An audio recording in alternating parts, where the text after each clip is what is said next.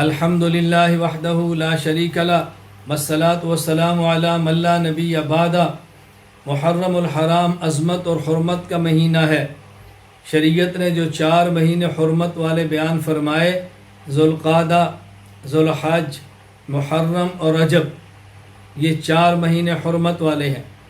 اس مہینے کی حرمت شریعت نے بیان کی ہے، عظمت کو بیان کیا ہے، اور پھر محرم کے روزے کی فضیلت حدیث پاک کے اندر آئی ہے۔ حضور اکرم صلی اللہ علیہ وسلم فرماتے ہیں، افضل الصیام بعد شہر رمضان صیام شہر اللہ المحرم۔ یہ حدیث صحیح مسلم میں موجود ہے کہ رمضان کے بعد افضل ترین روزے محرم کے ہیں۔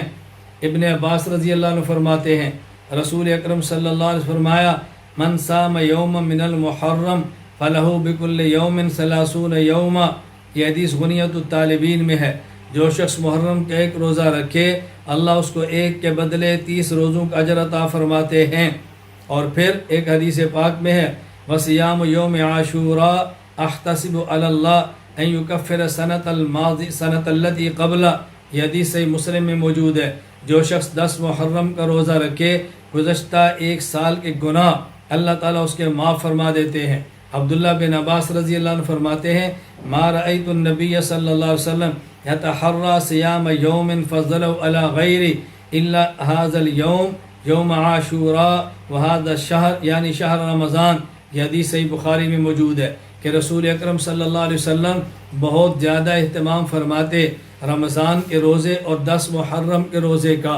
ہاں، اس بات کا خیال فرمائیں کہ صرف 10 محرم کا روزہ نہ ہو، 9 اور 10 کا ہو یا 10 اور 11 کا ہو، چونکہ عبداللہ بن عباس رضی اللہ عنہ فرماتے ہیں، رسول اکرم صلی اللہ علیہ وسلم نے فرمایا، صوموا یوم عاشوراء، 10 محرم کا روزہ رکھو، وخالفوا فیہ الیہود وصوموا قبلہ یوما وبعدہ یوما۔ یہود کی مخالفت کرو، وہ 10 محرم کا روزہ رکھتے تھے، یہود کی مخالفت کرو، 1 دن پہلے یا بعد میں رکھو۔ یہ حدیث مسند احمد میں موجود ہے۔ اللہ تعالی ہمیں شریعت کی پابندی، سنت کی اطاعت کی توفیق عطا فرمائے۔